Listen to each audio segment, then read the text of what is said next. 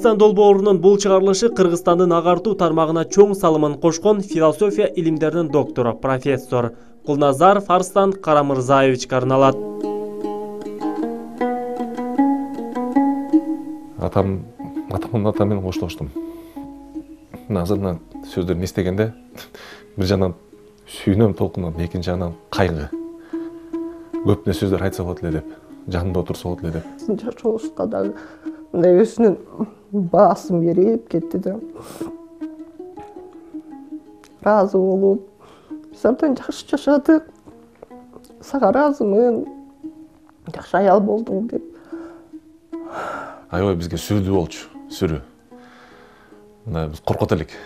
Бир нерсе кылып койсок, ушу атам урушпайт, бирок урушпайт эле. Ал бир көз менен мындан караганда түшүнөт элек да, ошо биз нерсе кылып койдук депчи, туура эмес нерсе кылып койт деген да. Шайыр адам болчу аябай. Кыз балдарды аябай барктачу. Мына больницада жатканда да айтты, эсиңде барбы? Секретаршасына келип, кагазды алып, папа, я тебя люблю, я и маму люблю. Биз билбейт элек эмне деп, анан айтылды элек, чачын кичинекейбизде ойноп, ак чач деп, өзү сакал кылып, Дед Мороз болуп, анан ойлойт элек, сен Дед Морозсуң депчи. Аяз атасың, менден сен чачың ак, ошон үчүн Аяз атасың деп кичине аны тамаштап туруп. Ушу балдар менен 30га чыкканча эле ойной берет эле үйдөчү. Кичике мына балдар менен көтөрүп, кубалашма ойношуп, анан кийин карма деп ойно деп неберелерим келет эле да, аты көп сүйлөй албайт. Карма десе, бири-бирин кубалашып, карма болуп ойношот эле.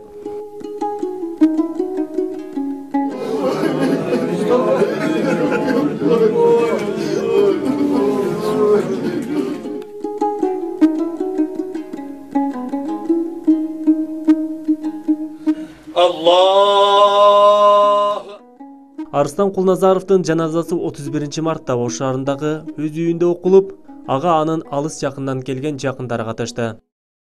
Дуаларыңызды кабыл кыл, Аллахтын ахиретini бер, сурагыны жеңил кылгын. Амин. Аллаху акбар.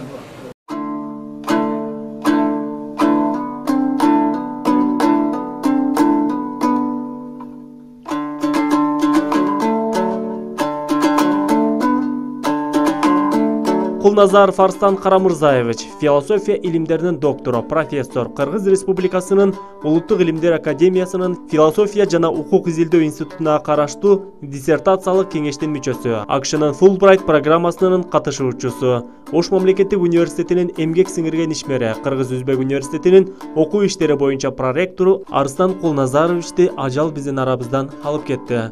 Ал 30 мартта узакка созулган оорудан улам каза болду.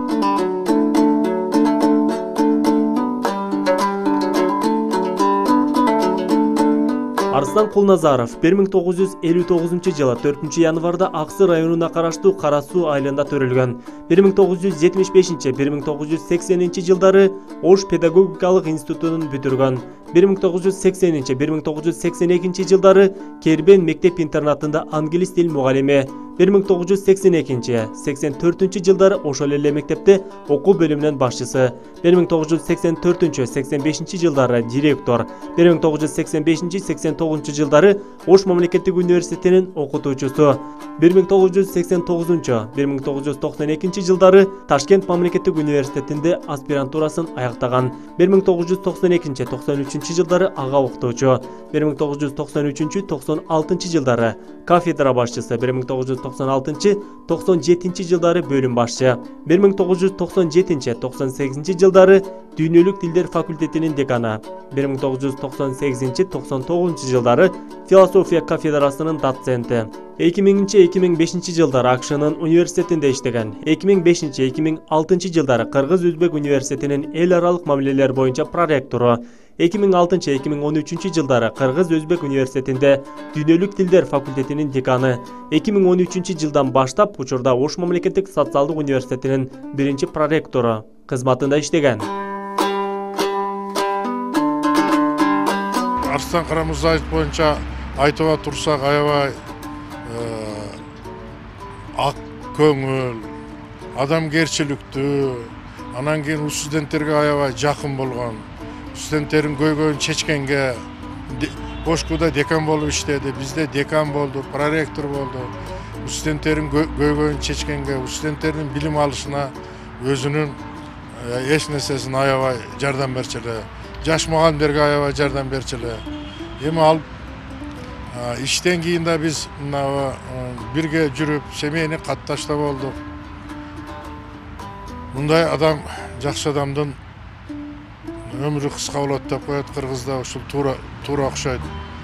Аз жашады, бирок көп нерсени бизге калтырып кетти. Бул илим билимде өзүнүн жазган китептери, өзүнүн бизге элге болгон жакшы сапаттары биздин эл эсибизде ар дайым түбөлүккө сакталат. Биз келечектеги муундарга бул кишинин айтпай кеткен, жасабай кеткен иштерин жасаганга өгүттөп, жакшы нерсеге алып барып келишибиз керек да. Ушул анын элеси бизге түбөлүк достору менен анын элеси түбөлүккө сакталат. Арстан Кулназаров өмүрүнүн акыркы учурларында Кыргыз-Өзбек университетинин окуу иштери боюнча проректору болуу менен катар эле студенттерге да сабак берип келген. Келечектен көптү үмүттөндүргөн агайдын студенттери да терең кайгыруу менен көңүл айтты. Агай негизинен биз биринчи курска келгенде эле агай менен жакшы мамиледе болчук. Анткени ал студенттер менен баарлашканды абдан жакшы көрчү, жактырчу. Анан университеттин активисттерин чакырып алып, өзү маектешип, өзүнүн идеяларын айтып, мындай кылсаң жакшы болмок. Мындай иш-чараларды өткүзгүлө, Сарамерден кылгыла, өзү маданият тармагына жакын болгонго жакшы позитивдүү ойлорду айтчу жана өзү позитивдүү жүрчү жалаң. Аны көрүп биз дайым бардык студенттер, университеттин студенттери энергия алчу. Кадимкиде агайда жүзү жылмайып жүргөндүгүнө байланыштуу студенттер менен жөнөкөй сылык мамиледе учурашып, сурашып, үйдөгүлөрүн сурап, баардыгын сурагандыктан студенттер кадимкидей өзүнө энергия алчу. Агайдын бизде калган элеси бул жөнөкөйлүгү, өзүнүн бой көтөрбөстүгү менен эсте калды. Кандай иш-чара, английский кафедрасында кандай иш-чара болбосун, дайым келип, өзү катышып, англисче сүйлөп, тамашалап, тамаша көйлүгү менен дагы биздин эсибизде бар. Билем өзү кандай укканбыз, анын ушундай билимдүү, көп өлкөлөрдү кыдырып келген, көбүнө үлгүлүү болгон агай экенин билчүбүз да, бирок анын жүзүнөн андай экени билинбейт болчу өзүчү. Ушундай жөнөкөй болчу дагы. Жана ал студенттерге сабак өткөндө, алар менен баарлашканда өзүн мугалим катары эмес, дос катары мамиле кылчу. Күлүп, шайыр, жана студенттердин маанайын сурап, ар биринин абалын сураганча, алар менен тамашалашып сабак өтчү да. Анын эч кандай студенттерге болгон катуу мүнөзүн көргөн эмесмин. Ар дайым жөнөкөй. Бетинен ушундай нур төгүлүп турчу, жумшак, мээрим менен карап, студенттерге карагандай болбойт эле да, өзүнүн балдарына карагандай карачу. Өзүнүн жашоо тажрыйбалары жөнүндө айтып берчү, үй бүлөсү жөнүндө айтып берчү, аябай кеңири баарлашчу.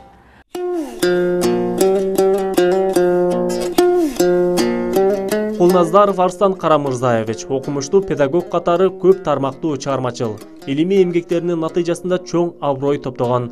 Ал даярдаган педагогдор өлкөнүн жана чет мамлекеттердин университеттеринде профессордук кызматтарына жетишип, Кыргыз Республикасынын өнүгүүсүнө чоң салым кошууда. Анын жетекчилиги астында 2 аспирант философия багытында өздөрүнүн кандидаттык диссертациясын ийгиликтүү коргоп, дипломдорго ээ болушкан. 1997 жылы мен Ош мамлекеттик университетине дүйнөлүк тилдер факультетине тапшыргам элем. Ошол кезде Кулназаров Арстан Карамырзаевич ошол факультеттин деканы болгон. Ошол кезден бери бул мен агайды тааныйм. Агай аябай жакшы адам. Агайдын кызыл машинасы бар эле, Жигули шестерка. Ошол машинасы ар дайым университет факультеттин алдында турат эле. Студенттер сабакка келип эмеганда ошол машинасына карап билчү эле да, агай барбы, жокпу. Ана одан кийин окууну бүтүрүп, ошо инфаркттын өзүндө иштеп калдым. Одан кийин көп жерлерде иштеп, анан 2004-жылы Кыргыз-Өзбек университетине келгенде дагы ушул жерде агай проректор, эл аралык мамиле боюнча проректор болуп иштеп директор болуп, башчысы болуп иштеген эле, проректор болуп. Ошол мезгилден бери мен бирге иштеп келдим. Ошол кезде дагы эле ошо кызыл жигулиси минип жүргөн экен. Анан эл аралык мамиледе иштеген үчүн агай көп жерлерге барып, окуп жүрүп, ал мен тапшырганда декан болгондо филология илимдеринин кандидаты болчу. Анан бияка келгенден кийин ошо бирге иштеп жүрүп атканда ошо Фулбрайт программа боюнча тапшырып, Папушина Наташа деген коллегабыз бар эле, ошо биргеликте ошо иштешип, жардам беришип, агай Америкага барып Фулбрайт программа боюнча окуп, нем алып келди, жактап келди, ошо философия тармагы боюнча. Анан жакында ошол жакын эле 1-2-3 жылда агай ошо докторскийден илим ошо жактап келди, докторский боюнча, ошо философия боюнча. Ушул аралык ушу мен тааныгандан бери баардык ошо адамдардан сураганда агайдын эң негизги сапаты бул мамилеси. Бир адамдардын мамилеси жакшы эле, студенттерге, мугалимдерге жардам берет эле, ар дайым күлүп турчу. Анын эң негизги нерсеси бул эч качан мындай сөгүш, урушуп, эме кылганда көчөдө урушуп эме кылбайт эле.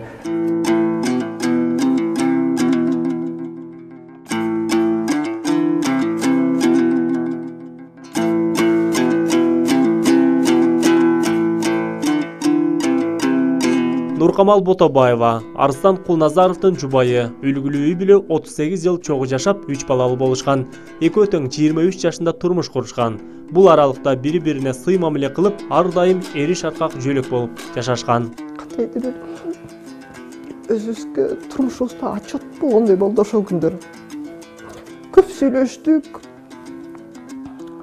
Мурунку жаш кезде ырдап жүргөн ырларымды ырдап берди. Көп нерселерди эскерип отурдук да. Анан ошондо мындай биздин жашообузга дагы мындай өзүнүн баасын берип кетти да. Разы болуп, биз абдан жакшы жашадык. Сага ыраазымын, жакшы аял болдуң деп. Мен көбүнчө коомдук адам болдум. Коомдо жашадым, ошо эл үчүн көбүрөөк кызмат кылдым. Иште көп болдум. Үй бүлө көбүнчө сен карадың. Балдарды жакшы тарбия берип, катуу кармадың, ошон үчүн балдардын баары жакшы жолдо жүрдү деп ыраазычылыгын айтты. Анан өзү дагы эч үй бүлөгө мындай катуу мамиле кылган эмес да. Бардыбызга жумшак сүйлөйт эле. Акыл менен токтоо эметип. Ушу 40 жылга жакын 37 жыл жашадык. Эч бир мага бир баягы ар кандай үй бүлө болот да. Эч бир мага сөгүп же мындай катуу сөз сүйлөгөн уккан эмесмин. Дайыма болдучу деген гана сөз болгон, катуусу. Жаңы таанышканыбызда деле ушундай шайыр эле да. Жакшы ырдайт эле. Жолугушуп, Токтогул паркына басып калганда дайым ырдайт эле. Ар кандай үнү абдан жакшы эле. Анан кийин катар үй бүлөдө жоготуулар болуп, үпкөлөрү, кайненеле, кайнатамдар катар өтүп кеткенден кийин эмнегедир ырдабай калды. Ошо акыркы реанимацияда жатканыбызда акыры ырдабай калдың да, ырдап бербейсиң деди. Ошондо ошо эстеп жүргөн ырлар бар. Бир куплеттен кайра ырдап. Ошо күндөрдү эстеп, эме болду эле. Анан акылы менен балдардын баарын чакырып, баардын акыл насаатын айтып, батасын берип, багыт бергендей болду да. Кийинки жашообузга бизге багыт берип кетти да. Кээде экөөбүз сүйлөшүп калганыбызда мен мынтип күлүп айтат элем да. Арслан, сен үчүн коом өзгөргөн жок депчи. 90-жылы революция болуп, мындай союзчук болуп, жаңы доор болуп, мындай капитализмга кирип жашаганыбыз менен анын ички дүнүйөсү ошо мурунку социализмдин тарбиясы менен, коммунисттердин тарбиясы менен калды да. ошол бойдон таптаза адамдарга түз мамиле, коомго туура мамиле. Мен Бишкекте окугам да, орус мектепте окугам, Бишкекте окугам, анан бияка келип, ишке келип калып таанышкам. Таанышып этип анан өзүнүн группалаштары айтып калат экен. Арстан, сен эми таапсың издегениңди деп. Канча кыздарды неметсе да көңүл бурбайт элең. Эми таапсың дегенде бул айтат эле да. Сен вообще өзгөчө элең башкаларга караганда. Ошо орустардын маданиятын сиңирип алгансың. Алардын маданияты башкача, биздин деңгээли башкачараак эле. Мен ошол шаардын маданиятын сиңирип алгансың сен. Мен айылдан келип, мага абдан сен ошо орус кыздай эле көрөт элем сени. Ошо сенин маданиятыңа, ошо орус маданиятына кайра мен айылдан келип умтулуп, ошондой болуп, ошондой немет жактырганмын деп мен депчи.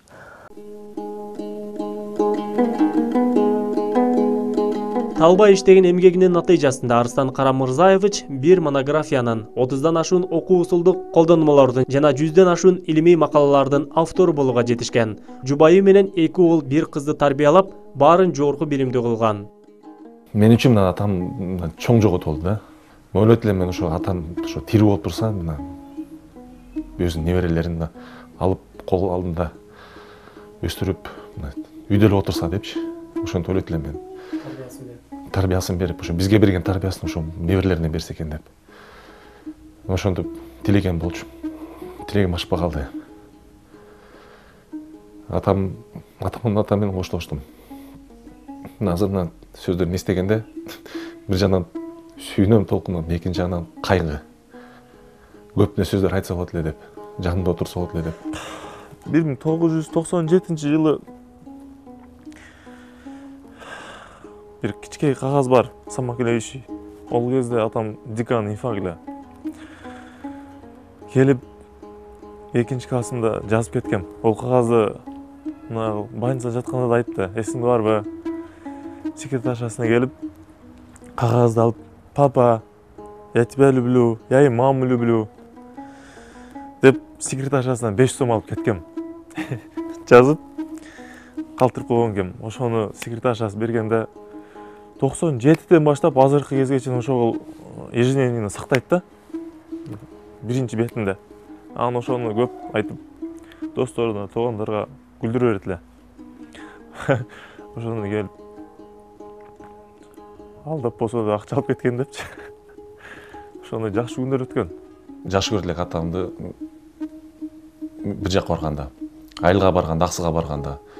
Мурда Совет доорунда Өзбекстандан өтүш оңойраак болчу. Анан ошондо атамдын Жигулисине отуруп алып, биз через Ферганы немеге кетет элек, Аксыга. Ошондо Өзбекстандан өтүп көрүп, анан атам ар жомокторду бизге айтпадылар, что биз жолдо зерикпеш үчүн. Өзү жакшы көрөт эле бир жакка барганда.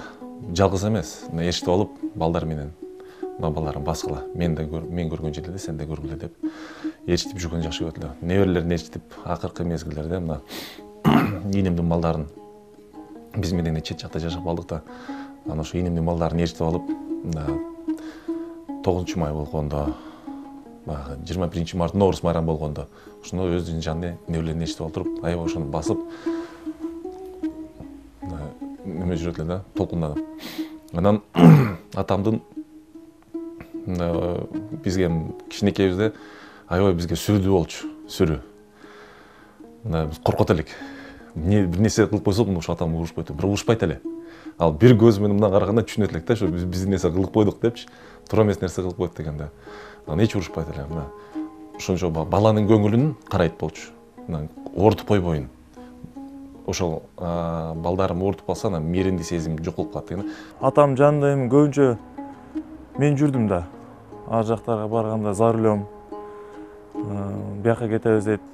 Любое время кетем, жанында постоянно жанында жүрүп, көп жерде ошо Тимур деп эле анан кезде бир саат түнкү 1 болуп калса, же 2 болуп калса, ошол телефон тынбайт эле да.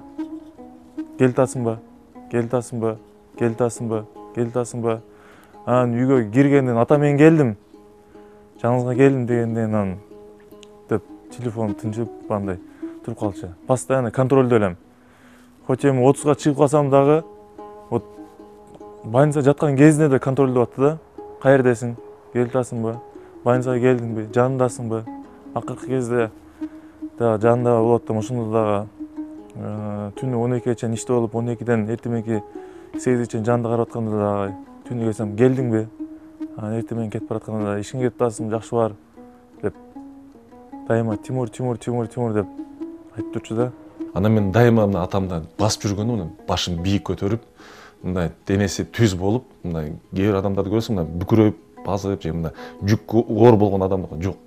Мындай тике туруп да, мына көкүрөгүнен өзү да мына карана ошол чачы эле ак, биз сурайт элек, ата чачыңыз эмнеге ак болуп калды десек, айтат эле, бул чачын агарганы, балам, бул жерде көп нерсе бар. Чачын анан акаса неме биз билбейт элек эмне деп, анан айтат элек, чачын кичинекейбизде ойноп ак чач деп, өзү сакал кылып, Дед Мороз болуп, анан ойлойт элек, сен Дед Морозсуң депчи.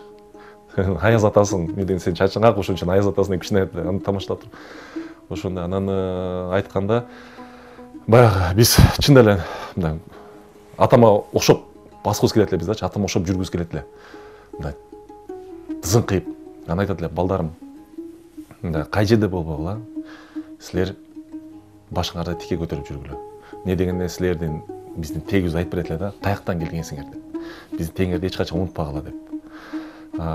Жет атаңарды унутпагыла деп. Мындай Манастын осуяттарын кошо. Ошолорду ошо мына жүрүш-турушуңар, мына ошо кыргыздын кыран жигиттерсиңер. Ошондой болгула. Бир эле мен айтат элем, сен бир карындашың бар. Болду. Үйдө үчөөбүз. Мен чоң баласы. Менден кийин карындашым Кымбат. Андан кийин иним Тимурлан. Үчөөбүз. Силер үчөөңсүңөр, 3-1 туугансыңар. Ошон үчүн сен карындашыңа эч качан капа кылба. Ал не дегенде силерге мындай үйдүн көркү дейт экен да. Кыз деп үйдүн көркүн айтат эле ошо.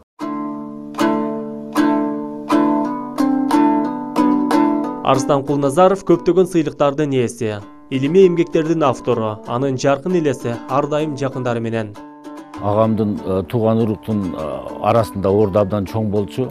Бул өзүнүн өтө жөнөкөйлүгү менен нарктуу акыл насааттарды бизге айтуу менен, тууган урук менен ушул Ошто жашаганы менен тиги Аксыдагы туугандары менен өтө жакын катташып, аларга жакшы өзүнүн акылдарын айтып, ысык суукка катташып, өзүнүн жөнөкөйлүгү менен өзгөчөлөнгөн болчу.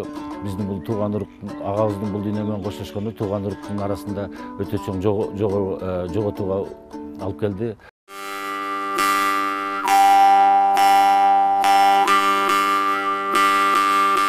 Философия илимдеринин доктору, профессор Кулназаров Арстан Карамырзаевичтин агартуу тармагына кошкон салымы чоң.